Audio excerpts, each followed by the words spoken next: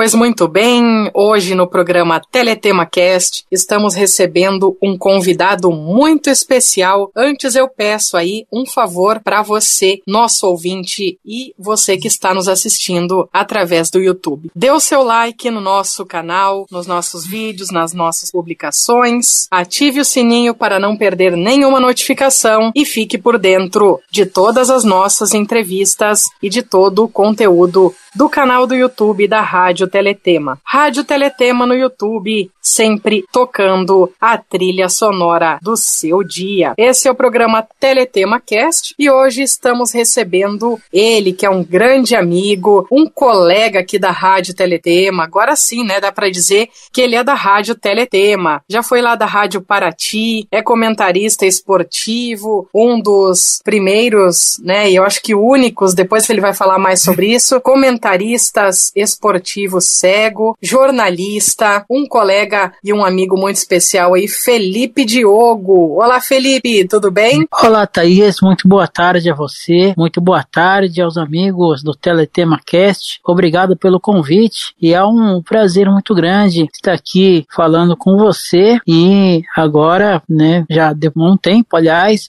oficialmente locutor único e exclusivo da Rádio Teletema. É isso aí. Tirando as nossas parceiras, né, que eu distribuo o programa e passo em outros horários, então a gente diz, né, bom dia, boa tarde e boa noite, tanto para as nossas parceiras, quanto aí para os nossos ouvintes e quem assiste no canal do YouTube. E para o mundo, né, já que estamos na internet. Exatamente, para o Brasil e o mundo. Felipe, você é uma pessoa com deficiência visual. Como foi que você nasceu com a deficiência visual? Você adquiriu depois? Não, eu já nasci com a deficiência visual, eu tenho microftalmia, ou seja, meu globo ocular não desenvolveu, parou como se estivesse mais ou menos no terceiro mês de gestação, e apesar disso, eu consigo enxergar do meu olho esquerdo, embora os médicos não acreditassem muito nessa possibilidade, claridade, vultos, cores. Quando eu era menor, eu conseguia enxergar as cores mais claras, né, mais fortes, até acho que se eu pegar isso hoje eu ainda volto a ver de novo, mas eu já nasci assim. E para você, a deficiência visual nunca foi um empecilho para que você conseguisse realizar os seus sonhos, objetivos? Não, a deficiência visual eu sempre encarei com bastante naturalidade. Desde pequeno, trabalhando com essa questão da deficiência visual, né, eu me alfabetizei na escola, né, passei pela escola regular, depois fui para uma escola especial, Instituto Padre Chico aqui em São Paulo, voltei de novo para a escola regular para fazer o ensino médio, mas eu fiz todas as coisas que eu quis, que estavam no alcance dos meus pais, né, desde teclado, eu sempre gostei muito de música, então aprendi a tocar teclado um tempo, fiz aulas, inclusive depois teve um tempo que a minha mãe me levava lá em São Paulo, em São Mateus, tinha uma professora de música que ela ensinava musicografia Braille, então eu tive esse aprendizado também da musicografia Braille, aprendi depois da faculdade, né, na faculdade durante o período, tive aulas de capoeira também, capoeira inclusiva, fiz natação quando eu era pequeno, então eu tive assim, tudo que eu quis fazer que estava ao alcance dos meus pais, que eles puderam fazer por mim, eles fizeram. Então, para mim, a deficiência visual, claro, tem algumas limitações, né? Tem coisas que você não vai conseguir fazer porque a deficiência não permite. Mas aí é normal, aí é tranquilo, foi tranquilo, bastante de boa para mim. E como foi para você essa questão da escola? Quando você estudou em escola regular, você sentiu muito preconceito dos seus colegas, de professores? Olha, preconceito dos colegas não. Eu sentia a dificuldade dos professores. Isso tinha sim, porque assim, quando eu estudei a princípio na escola regular, logo no começo, foi lá na década de 90. Eu estudei da minha primeira à minha terceira série na escola regular. E aí, o que acontece? Os recursos, não se tinha tantos recursos igual tem hoje. Aquela época, o recurso que a gente tinha era a máquina Braille, né? Era uma máquina para sei lá quantos alunos. Então, assim, era muito difícil os professores da sala de recursos dar conta de todos os alunos. E aí, naquela época, os pais aqui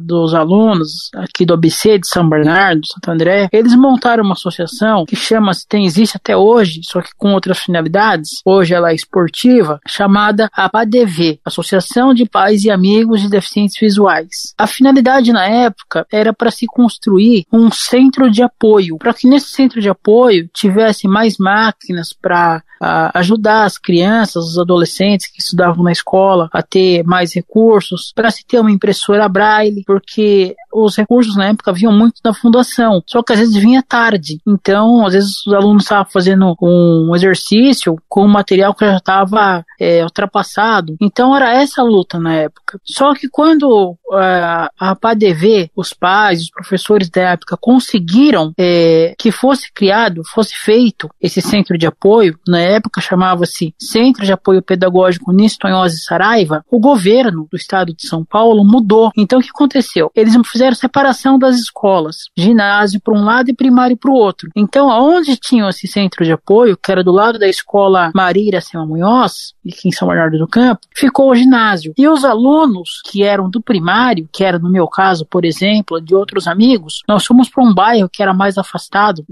aqui de São Bernardo, chamado Vila Gonçalves, para uma escola chamada Cassiano Faria. Então ficou muito difícil, porque se tinha uma dúvida, você ia tirar ela 2 dias depois. Então você já tinha outra, virava aquela bola de neve. Aí você fazia a escola no Cassiano Faria, vinha tirar as dúvidas no centro de apoio, pegar os materiais. Você tinha de terça e quinta à noite, você ia para uma outra escola chamada Neuza Baceto para fazer educação física, e além disso tinha uma escola aqui no Rude, Rolando Ramaciotti, que você aprendia o famoso AVD, Atividade da Vida Diária. Então ficou muito puxado. E naquela época, minha mãe, a gente tinha minha avó também, que tinha mal de Alzheimer, então ficou bastante complicado para minha mãe. Mas assim, os professores, na época já, eles, apesar de ter tido bastante alunos aqui no ABC com deficiência visual, mas aí trocou de professor, então você estava com um professor num tempo, depois aquela professora saiu, entrou outra professora. Na minha terceira série eu tive bastante problemas com isso, porque mudou o professor no decorrer do tempo. Então, aquela professora que estava comigo numa certa parte, ela estava acostumada a lidar com cegos, mas a professora que entrou depois, ela sabia lidar com baixa visão, que chama hoje, né, que antigamente era visão subnormal. Então, assim, ficou muito difícil. E aí depois eu acabei indo para a escola especial em 97, no Instituto Padre Chico, por causa disso, porque ficou muito complicado para lidar. Mas os coleguinhas não, os amiguinhos da sala eram bem receptivos, para eles ajudar, né, ter uma pessoa com uma diferença na sala, né, eles nunca assim falaram, não quero ajudá-los. Aliás, uma coisa que eles gostavam muito de fazer, para eles era um troféu, eu lembro disso até hoje, era levar máquina, né? Todo mundo queria levar máquina, era uma coisa impressionante. E ditar. Eu lembro bem disso, que os colegas brigavam para ditar pra gente. Era o ápice, né? Todo mundo tinha que ficar falando, não, hoje você, depois você, porque senão eles queriam literalmente se bater. Não, eu quero ditar, e ficava aquela briga. Quase que no par ou ímpar, assim. Bem assim mesmo. E você vê hoje a sua família foi um alicerce e muito importante aí pra você, né? Nessa saga toda de ir pra uma escola, vai pra outra, isso e aquilo. Sem dúvida, né? A família, como se diz, né? A família é o berço de tudo. E assim, pra época, se hoje ainda é cara, né? Uma máquina até hoje ainda é cara, você imagina naquela época. E outra coisa, naquela época ela era importada, ela vinha dos Estados Unidos, a máquina vinha para mais preciso de Massachusetts, da Perkins Brailler. Ela era importada, não se tinha, depois que o Laramara começou a fazer aqui no Brasil. Mas quando meus pais compraram a máquina para mim, isso em 1991, lá se vão 30 anos, então era muito difícil. E aí, além de ter que importar a máquina, quando ela chegou, ela parou aqui na alfândega. Então teve que pagar mais uma taxa para tirar. Então, assim, o que era caro já, a máquina por si só, ficou mais cara ainda para tirar. A gente comentava outro dia na sala de recursos lá da escola onde eu estudava, que é engraçado, né? Um monte de ferro ser tão caro. Aí é mais caro que um computador quando vê. E os materiais pra gente, né? Como você tem aquele ledor, né? Que agora me fugiu o nome, e também é bem caro. caro, né? 18, 19 mil. Ah, sim. Isso aí eu já comprei mais recente, né? Não, a questão da máquina é um absurdo. Como que pôr um aparelho, né, para que facilitasse na época, a vida das pessoas com deficiência. Quantos amigos, colegas tentaram na época, de todo quanto foi jeito, adquirir uma máquina e não conseguiram. Alguns tentaram fazer rifa, bingo, tudo que podia para tentar adquirir máquina. Que a máquina realmente ela facilita muito. E esse aparelhinho que você está se referindo, eu comprei ele faz alguns anos atrás, né, o Arcam AIS. Para quem não conhece, o Arcam AIS, ele é uma câmerazinha bem pequenininha, retangular, tem uns botões. Você só bate o dedo e ele já dá o comando. E ele tem uma armação de um óculos, tipo uma armação de um óculos normal. E tem um ímã do lado. Então você coloca aquela câmerazinha ali, olha pro livro, aperta o botãozinho e lê a página do livro. Ou se você tiver com um dinheiro na mão, uma nota de dinheiro, você olha pro dinheiro e ele vai falar, você tem tantos reais na mão, seu valor é tanto. Se você apontar pro seu pulso, ele entende que você quer saber a hora. Então ele vai falar assim, a hora e a temperatura. Então ele vai falar, por exemplo, agora são 15 horas e 25 minutos, horário de Brasília, está a tantos graus. Se você olhar para alguém, ele vai falar um homem ou uma mulher, depende de quem estiver na sua frente, ele vai falar assim, tem um homem ou uma mulher na sua frente. Toque para adicionar um novo rosto. Quando você tocar, toda vez...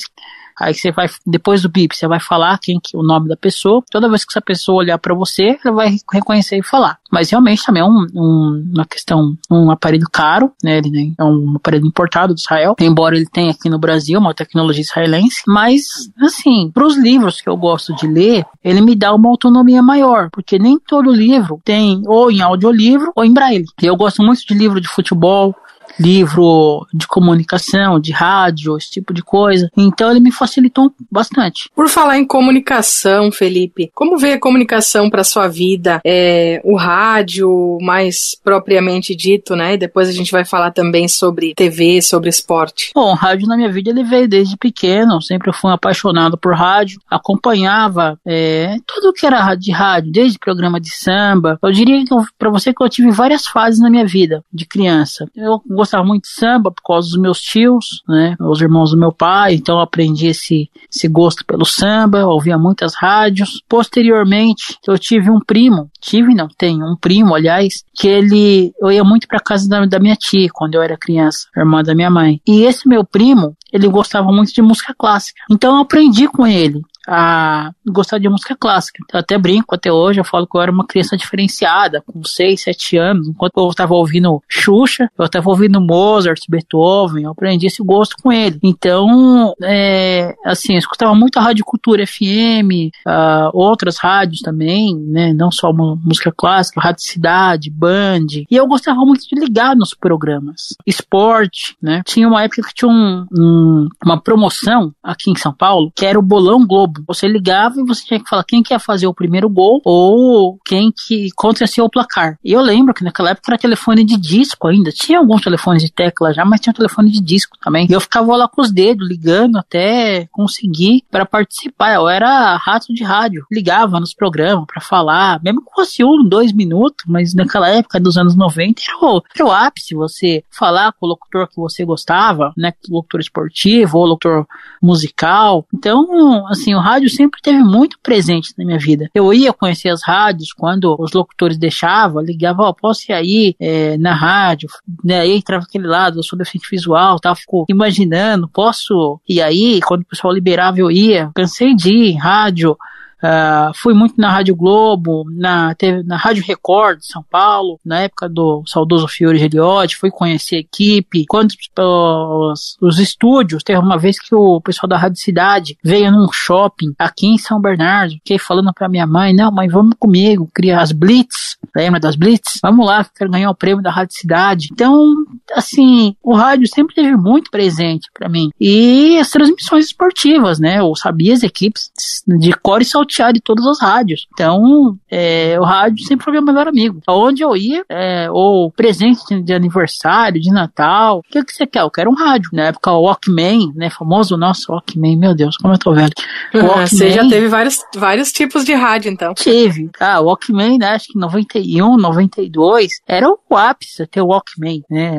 Tinha o Walkman, depois veio o Discman, que dava pra pôr CD. Nossa, aquilo ali era mas aí o Discman o auge, foi mais pra frente. O Discman foi em 97, 98, que veio o Discman, quase 2000. Eu tive o Walkman, Discman, tudo isso. Eu tive também. O Walkman, nossa, era de fita. Eu lembro como se fosse hoje. Era um rádio retangular, assim, grandão, parecia um walkie-talkie, que você colocava, né, fita, AM e FM. Aliás, falando em walkie-talkie, eu tive minha fase também de, além da rádio convencional, né, de gostar de walkie-talkie, rádio amadorismo, todos esses negócios também. Interessante. Eu tive um Walkman sem fita. Primeiro era só AM e FM, depois eu tive de fita, aí veio o Discman. Meu Walkman era um CCE, eu lembro como se fosse hoje. Tinha aquele fone de arco, né, você apertava o botão da fita pra fazer, ouvir a fita, ficava aquele barulho, parecia que ia decolar na sua mão. Mas era muito legal naquela época, né, recordar a viver. 1991, meu primeiro Walkman. Então, eu também tive vários. Eu tenho um rádio aqui de 1960 e poucos ainda, que era dos meus avós, que é um rádio que eu acho que só pega AM. É relíquia, guarda bem. É um rádio quadradão, assim, bem quadradão, não é nem retangular, é bem quadrado, assim, já todo velho, imagina. Tem uma telinha na frente que mostra as rádios. Eu tive que era minha paixão, pena que ele quebrou. Era um rádio do Toshiba, meu pai me deu de presente de aniversário. Era um rádio, ele tinha rádio gravador, ele tinha um microfone nele, 2 microfones, aliás, interno e externo. Aliás, esse gravador tem uma curiosidade. Quando a gente era pequeno, eu e meu irmão, minha mãe lia muito pra gente dormir. E aí, às vezes, conforme ela ia lendo, como aquele gravador você não sabe segurar o microfone, que já era embutido nele, ela ia lendo e ia gravando as histórias pra gente pra poder ouvir depois. Geralmente meu irmão dormia e aí tinha que voltar tudo de novo no outro dia que ele queria saber o resto. Então ela ia gravando. E aquele rádio tinha uma frequência também, que hoje já não existe mais, né, até por causa da internet, que é o SW, que eram as ondas curtas, médias, né, enfim. E eu gostava de ouvir rádio da Argentina, rádio do Uruguai, ficava lá de noite, igual, né, pra ver até onde meu rádio pegava, ficava tentando entender o que os caras falavam. Nossa, como era gostoso. Você é daqueles que ouvia TV no rádio também? TV no rádio? Como assim você fala? Tinha o canal da Globo aqui, que é a RBS, e ela pegava no rádio, não sei por que Cargas d'Água pegava no rádio. A gente ouvia, ficava gravando em fitas, novelas. Tinha uma frequência, assim, meu irmão teve um rádio que pegava isso. Eu tive também, mas foi mais pra frente, já foi ali pros meio de 2000. Era uma frequência que chamava frequência auxiliar, e tinha um radinho que ele pegava vários canais de televisão. Pegava a Globo, pegava a Record, pegava o SBT, pegava vários canais. Era tipo auxiliar que a gente fala. Mas não ligava tanto pra ouvir canal de TV no rádio. Eu gostava mais de ouvir o rádio, os canais, frequências de rádio mesmo, né? Assim, tinha coisas que eu gostava muito de ouvir. Programas, assim, que marcaram pra mim na minha época, tipo um José Paulo de Andrade, saudoso mestre José Paulo de Andrade, O Pulo do Gato, A Primeira Hora, Hélio Ribeiro e O Poder da Mensagem, Pânico, né? Na época, um tempo eu escutei o Pânico do Emílio Surita. Tinha muito programa que eu gostava de ouvir. Cacá Siqueira, grande Cacá Siqueira, programa João Ferreira, que foi repórter esportivo muito tempo na TV Globo, na Rádio Globo Rio, aliás. Depois veio para São Paulo fazer programa de rádio AM, aquele rádio pra dona de casa, né? Então eu estava com a minha mãe, toda essa galera, Paulo Lopes, e assim, as rádios FM, né? Então era muito legal essa época. Sinceramente, era muito bom. E a faculdade de jornalismo, Felipe? Como é que foi? Como chegou para sua vida isso? E posteriormente aí o programa Espaço da Inclusão. Bom, a faculdade de jornalismo, na verdade, foi o seguinte. Em 2008, quando eu comecei a fazer a faculdade, a princípio eu me inscrevi para fazer rádio e TV. Passei, né? Aliás, eu passei na faculdade, naquela época nem era pela cota, era normal mesmo. Só que o curso de rádio e TV, ele é muito visual, demais. Então, na época era muito complicado. Como é que você ia falar para um cego? Você pega uma câmera e me filma para mim num ângulo de 180 graus. era difícil pra mim, professor, porque ele não sabia como me explicar isso. Aliás, esse curso vai chamar TV e rádio, porque ele é mais de produção de TV. Tinha pouquíssimas coisas pra rádio. E aí, conversando com a direção da Metodista, eles acharam por bem, né, a gente chegou no consenso com meu ex-professor, coordenador do curso de rádio e TV, inclusive meu amigo, professor Antônio Andrade, foi conversado com o pessoal da coordenação, e eu fui transferido por jornalismo, que tinha mais a ver com o que eu queria. Tinha mais aulas de rádio, né, durante boa parte do curso ia ter aulas de rádio, porque senão eu teria trancado. E aí fui indo, fui transferido por jornalismo, eu gravava as aulas, no começo eu tinha um gravadorzinho, aqueles gravador de mini fita, só que aí eu não vencia, porque aquelas mini fita era muito rápida o tempo de gravação. Então chegou uma hora que eu tava fazendo coleção já daquelas mini fita. E aí eu comprei um gravador digital da Panasonic. Então toda vez eu pedia autorização pro professor, explicava o motivo da minha gravação. Os professores geralmente autorizavam, até alguns eram bem generosos, inclusive eu levava o microfone pra sala de aula para ficar melhor a minha gravação. Colocava em cima da mesa ou dava o microfone no gravador na mão dele. E assim foi indo. Meus materiais, assim como dos outros alunos, eram digitalizados e escaneados para que eu pudesse ouvir os livros e fazia as provas. Tinha algumas coisas que eu fazia oral, outras eu fazia escrita. Eu gostava muito de fazer prova oral, era mais fácil para mim, professor. E uma curiosidade que eu tive durante o meu decorrer de aula na faculdade, algumas matérias, assim, que eram, por exemplo, fazia jornalismo impresso. Eu fazia as notícias em braille, porque o professor também era interessante, ele sabia como é que era um take, como que fazia uma notícia em braille, como que ia ficar. Para mim, fluía muito melhor em braille do que no computador. Até tinha na faculdade dos Vox e o Virtual Vision. Só que quando você mexia, os iluminados desligava o leitor de tela, desinstalava, aí tinha que esperar alguém vir da DTI para instalar tudo de novo. Então eu pegava e levava a minha máquina. Quando o professor falava, eu quero que você faça uma matéria para mim sobre isso, isso e isso, eu pegava, escrevia e lia para ele. E aí foi assim. E o espaço da inclusão?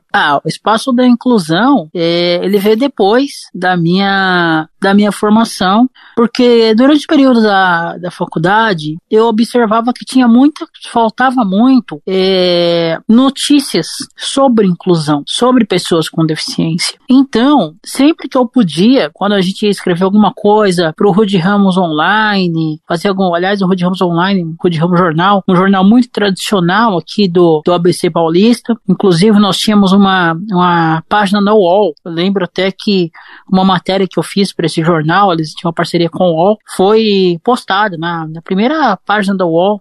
Aquilo foi, assim, muito enriquecedor para mim, fiquei muito satisfeito. Era uma matéria que falava sobre powerlift, né, que era um esporte, levantamento de peso, na época era novidade quase, que deficiente fazia esse esporte. Também teve uma outra que foi sobre cão-guia também, que eles colocaram na primeira página da UOL, foi muito gratificante. Aí, eu fiquei sabendo depois que eu me formei, em 2013, por meio de um amigo, o Flávio Henrique, rapaz aqui de São Bernardo do Campo, também deficiente visual, muito influente nessa questão, ele me indicou para conversar na época, ele era da TVT e da Rádio Brasil Atual, o senhor José Mourão. Hoje, infelizmente, ele não tá mais, né, no meio. E aí, tinha as rádios comunitárias aqui do ABC. E aí, teve uma reunião entre o José Mourão, que era diretor, e aí ele convidou o seu Antônio Eustáquio, que na época era diretor da Rádio Paraty FM. E aí ele explicou o meu caso, que na época já tinha um deficiente visual na Paraty. E aí o seu Antônio perguntou do que eu gostava, o que eu gostaria de fazer. Eu expliquei a minha história pra ele. Na época eu já gostava muito de esporte, né? Falei, mais ou menos. E ele curtiu a ideia. Falou, não, então, conversou com a equipe. E aí falou, então você, né, vamos integrar a equipe. E aí, beleza. Eu comecei no dia 24 de junho de 2013, na Rádio Paraty, mais precisamente no programa A Hora do Esporte. Na época era de segunda a sexta, das 18 às 19 horas. Pra mim, assim, em partes foi há algumas diferenças. Eu escutava muito falar, além dos clubes de São Paulo, do Santo André e do São Caetano, que eram clubes que jogavam Campeonato Paulista. São Caetano jogou Campeonato Brasileiro também. Agora, dos dois clubes de São Bernardo Futebol Clube e o Esporte Clube São Bernardo, eu não conhecia nada, então foi um universo novo pra mim. Eu fui me adequando conforme foi ocorrendo a questão. E o espaço da inclusão veio junto nesse pacote, porque ainda já tinha o Espaço da Inclusão, mas ele era com outro apresentador, que era o Manuel Paulino. Só que aí ele tinha bastante dificuldade para fazer o Espaço da Inclusão. Então, né, o seu Antônio pediu para que eu ouvisse o programa no sábado e se eu conseguisse ajudar ele de alguma maneira. Eu ouvi o programa e eu percebi, ele lia bastante texto e tocava música. E aí, da experiência que eu tive em 2005, que eu esqueci de falar, com o Edson Natali, meu querido amigo Edson Natali, na Rádio 9 de Julho, eu fazia participações no programa dele, Espaço Alternativo, falando de eventos que ia ter de cego no Centro Cultural, na Fundação. Fizemos algumas entrevistas juntos, inclusive, das quais uma delas muito gratificante com meu querido amigo Marcos Aurélio de Carvalho, ex-professor, inclusive, e eu peguei essa experiência. Aí eu falei pro Paulino, olha, Paulino, nós vamos ter que implantar entrevista no programa. Então, como eu tinha muito bom relacionamento com o pessoal da Fundação Dorina, a minha primeira convidada foi a Fernanda Simidamori, que na época era responsável pela parte de contratação, da área de empregabilidade, aliás, da Fundação Dorina. E daí fluiu. Daí eu comecei a fazer entrevistas. Depois, posteriormente, eu fiz com a Lara, do Instituto fundador Lara Mara, né, para ela falar um pouquinho. Eu fazia curso de inglês lá, então ficou mais fácil. Depois eu fiz com o Oscar Ulisses para falar sobre a questão do Osmar Santos, né, que o Osmar ficou com a deficiência. A Sônia Bride falou sobre o Lauai, né, que inclusive conversou com a gente há um tempo atrás, histórias de uma repórter na China, e assim foi fluindo as entrevistas, as pessoas, ligava para as pessoas, explicava, né, do que se tratava. Heródoto Barbeiro também, para falar de rádios comunitárias e deficiência. E os quadros? Os quadros, foi assim, acho que foi em 2014, se não me falha a memória, a Damiana Rosa, que é uma colega, inclusive, amiga da gente de longa data, até antes da rádio, ela sempre mexeu muito com arte. Ela é tradutora também, e o esposo dela trabalha com arte. Então nós criamos, na época, o Boletim da Acessibilidade Cultural. Como era uma rádio comunitária, então ela falava um pouco sobre eventos de audiodescrição e também coisas culturais do ABC. E isso foi durante anos. Esse quadro, Boletim da Acessibilidade Cultural. Depois, ela não pôde mais continuar. Aí veio a professora Ana Júlia Perrotti. E aí ficou Boletim da Acessibilidade Audiovisual, né? Boletim da Acessibilidade Audiovisual com a professora Ana Júlia Perrotti Garcia, né? Porque tinha o Garcia, depois ficou só a Ana Júlia Perrotti. E aí fala de audiodescrição, teve alguns que ela falava de livros também, que tinha a ver, né? Depois, posteriormente, veio a Carol, ainda na Paraty, a Carol Antunes, com o Por Dentro do Teatro. Aí depois, já não estava mais na Paraty, veio as peripécias de uma cega com a Daiane Bubalo, né, uma amiga de Curitiba, das quais ela falava sobre o que tinha acontecido com ela na vida dela, como ela é usuária de cão-guia, os perrengues que ela passava. Ainda na Paraty, nós tínhamos também um quadro com o Dr. Spencer Miranda, que ele falava sobre a LBI. Na época era uma novidade, Lei Brasileira de Inclusão. E depois parou também esse quadro. E agora nós temos também, além do quadro da Carol, o quadro da Ana Amaral, que é uma moça que eu conheci devido às entrevistas sobre dublagem, que está fazendo um quadro sobre literatura. É muito bacana o quadro, né? Literatura em Foco, da Ana Amaral. Exatamente. E aí, assim, foi fluindo, né? Foi fluindo.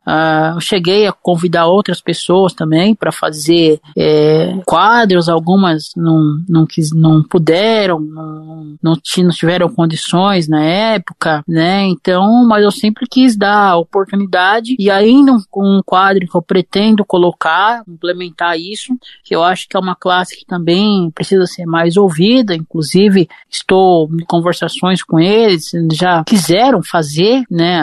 O diretor lá, a gente está conversando, que é um momento para os autistas, né?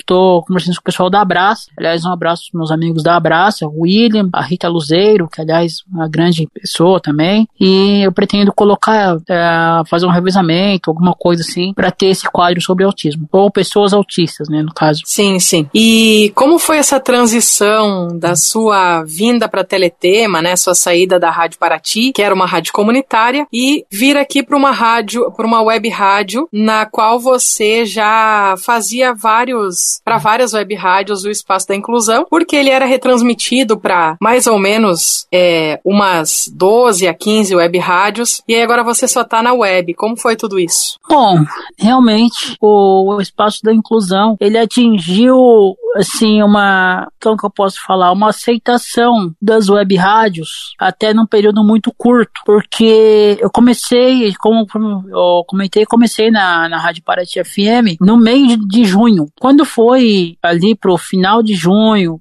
final de 2013, começo de 2014, a gente já tinha umas 2, 3 rádios web retransmitindo, e depois um foi falando pro outro e foi crescendo a questão, né? Foi tendo várias rádios web se interessando, algumas foram saindo, outras foram entrando, era até complicado, chegou uma hora que tinha que, né, falar todas as rádios web, eu tinha maneira de citar uma por uma, então, estamos aqui com a rádio tal, falar toda aquela monte de rádios, esqueci alguma, só para ser justo, né, lembrar aqui a primeira web rádio que me retransmitiu, né, até por uma indicação do Marcos Aurélio, né, inclusive, foi a rádio wmdigital.com de Santa Catarina. E a minha transição da Paraty para a Rádio Teletema, em 2019, né, antes a gente estava conversando, né, algumas vezes, nós nos conhecemos, e em 2019 eu lembro que a Rádio Teletema deu início à Rádio Teletema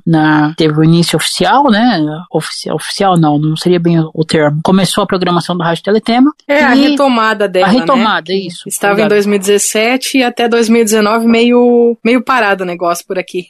Obrigado pelo termo, a retomada, era esse o termo que eu queria lembrar. E aí a Rádio Teletema começou a me retransmitir. Nesse tempo eu estava na Paraty ainda. Só que quando chegou o ano em 2020, teve a questão da história da pandemia. E aí ficou parado, né? Teve aquele boom da pandemia e eu fiquei um tempo sem ir pra Paraty, porque todo mundo ficou em casa, e aí a Teletema comprou a ideia. E aí a gente continuou fazendo ele web, online, algumas emissoras permaneceram, e depois a Paraty não quis mais. Mudou algumas coisas na diretoria da Paraty, e nós tivemos alguns atritos, o pessoal queria reduzir meu horário de programa, eu ia perder muita coisa, e a Paraty não quis mais, e o programa continuou, como tá até hoje na Rádio Teletema, e algumas rádios que também parceiras, e o programa continuou com outros recursos hoje também, gravação pelo WhatsApp, Google Meet, todo o apoio da Rádio Teletema. Então o programa continuou seguindo seu caminho, seu curso, né, e tá até hoje no ar. E muito grato a você por ter acreditado no projeto. E você acredita que há uma grande diferença entre, digamos assim, uma perda de audiência entre a época que seu programa era ao vivo e agora que ele está sendo gravado? Olha, eu digo que são, como que eu posso falar? São situações diferentes, não digo perda de audiência. Eu acho que quando a gente começou ele, na verdade, quando ele estava na Paraty, ele era assim, meio que ele começou, na verdade, com um programa meio experimental. Tipo, quando ele foi solicitado, a pessoa que queria ele, na verdade, ele queria fazer um programa musical. Mas como o programa musical já tinha muito, então ele pediu um programa de inclusão. E aí ficou no ar. Só que aí depois que eu cheguei, tanto que depois, no final de 2013, ele deixou o Espaço da Inclusão. Aí ficou comigo. Aí depois ainda teve depois que se falar, teve uma outra pessoa que veio para fazer um estágio comigo, para cumprir horas de estágio, que foi o Delcimar Neto, também conhecido popularmente como Del Neto, e veio para fazer um estágio, né? Então, assim, eu diria que os públicos são diferentes, porque o público da rádio comunitária, aqui da Paraty FM, não que não tivesse jovens, tem também, mas geralmente senhoras, né, pessoas mais, assim, de idade. A gente tinha um ouvinte, duas pessoas em especial, que tinham mais um pouco a ver com essa questão da inclusão, que era a Dona Maria Leda, é uma pessoa que eu tenho um carinho imenso, que tem uma filha autista, e tinha o Jefferson, que era um ouvinte que todo final de semana ele ligava. Até a gente foi conhecer ele um dia, eu e mais algumas pessoas da equipe. Ele é um rapaz que tem uma parada cerebral. E ele era nosso ouvinte, assim, fiel. Então, eu diria pra você que são públicos diferentes. Já Já no caso da Teletema, é mais o público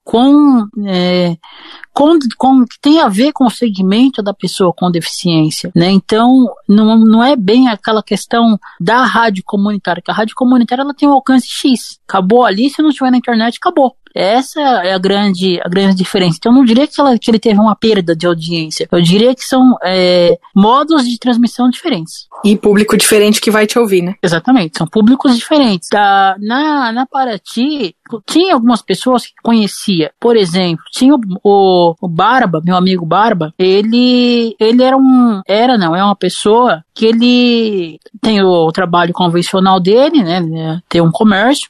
E ele é guia de pessoas com deficiência, de alto rendimento. Então, assim, todo sábado ele estava ligado no programa. Ele ouvia, a gente fala, às vezes, entrevistava atletas, entrevistava treinadores, meu avaliador da faculdade, inclusive, do meu trabalho de capoeira inclusiva, aliás, foi um livro reportagem em Braille, esqueci de falar isso na época da faculdade, ele chegou aí várias vezes na rádio para falar da importância do deficiente praticar um esporte. Então isso cativava essas pessoas que curtiam também essa questão do segmento da pessoa com deficiência, as pessoas guias. Então são públicos diferentes e segmentos diferentes. A rádio comunitária ela tá mais voltada ali para aquele público. Não adianta eu falar, então, você que tá me ouvindo aqui no bairro do Baeta, aqui na Rádio Paraty, vou falar para você instalar o JAWS no seu computador.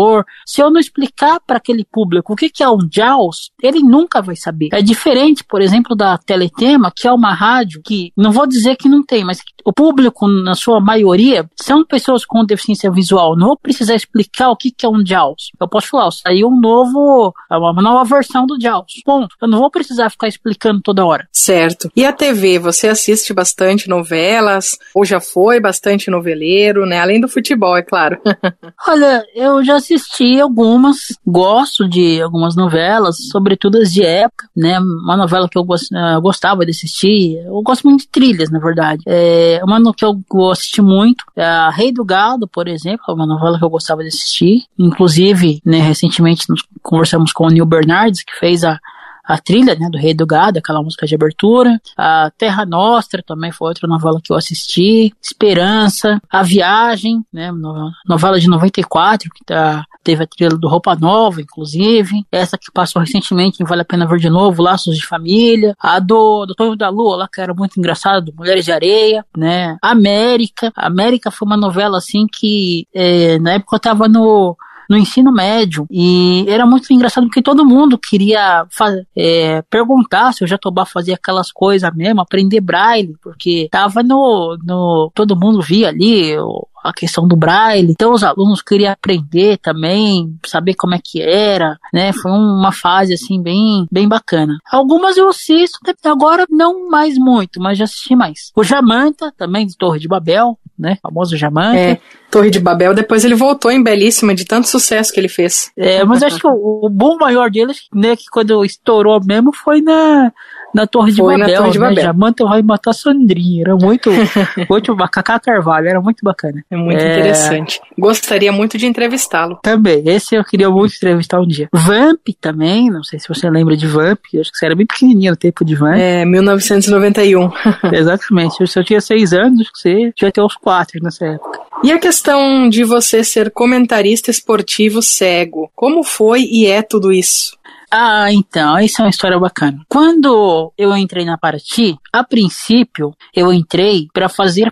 Se eu falar para você, olha, eu vou fazer jornalismo para ser comentarista de futebol, nunca passou pela minha cabeça, jamais. Era uma coisa assim, eu queria fazer rádio, fazer rádio, ponto. Tanto que, paralelo à faculdade, eu fiz o curso de locução para rádio do Senac. Só que quando eu cheguei na Paraty, eu comecei a integrar a equipe de esportes, conforme eu disse, e quando foi final de julho, começo de agosto, mais ou menos, existe uma competição aqui, não só isso aqui, em São Paulo chama Copa Paulista, mas em outros estados, cada estado tem um nome. Em Santa Catarina, por exemplo, é Copa Verde, em Rio Grande do Norte é outro nome, para as equipes do interior, por exemplo, ou das grandes cidades, mas que não disputam nem Campeonato Paulista da Série A, B, C ou D, no caso, terem uma competição para disputar até o final do ano para não ficar completamente parada, para não disputar só o campeonato regional e ficar até outro ano parado. E aí, naquela época, o São Bernardo Futebol Clube, o Tigre do ABC, como nós conhecemos, eles iam jogar a Copa Paulista. E aí,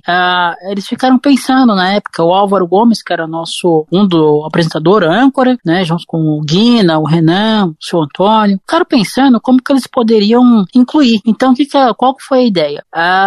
Eu ficava no estúdio com ele, com o Álvaro, né, ele era plantão esportivo na equipe, ficava o narrador no campo, um comentarista no campo e o repórter. E eu ficava ouvindo o jogo. Aí o narrador chamava o comentarista no campo e depois, num determinado momento, ele chamava o ponto de vista com o Felipe Diogo. E do estúdio, eu falava como é que eu tava vendo, eu digo assim, no sentido de analisar a partida, quem tava atacando melhor, ou o que precisava melhorar, pegava as escalações, né, pra tentar se familiarizar, e demorou muito pro pessoal entender, só quem ouvia a rádio, que era ouvinte assíduo mesmo da rádio, que sabia que o ponto de vista com o Felipe Diogo, essa foi uma sacada do Álvaro, que o ponto de vista com o Felipe Diogo era de um comentarista cego. E aí foi 2013, 2014, nós seguimos assim. Eu continuei com um quadro do estúdio. Quando foi no final de 2014, o seu Antônio me chamou, junto com o Álvaro e com o Guina. O seu Antônio me ligou e falou: preciso falar com você. Amanhã você chega um pouquinho mais cedo e tal, e a gente conversa. Beleza, eu imaginava tudo, menos isso, né? Nossa, o que foi, né? E aí, eles falaram: então, como você tá indo bem nos seus comentários, né? Você tá todos os dias aqui na rádio, então a gente gostaria que existe uma carteirinha chamada CESP, uma associação, na verdade, que é a Associação Paulista dos Cronistas Esportivos do Estado de São Paulo. Como tem a SERJ, que é do Rio de Janeiro, e por aí vai. Que você tirasse sua CESP, porque o ano que vem a gente queria que você fosse comentar do estádio. Foi uma honra, né? Porque nunca tinha passado pela minha cabeça. Então, fizemos todos os trâmites, né?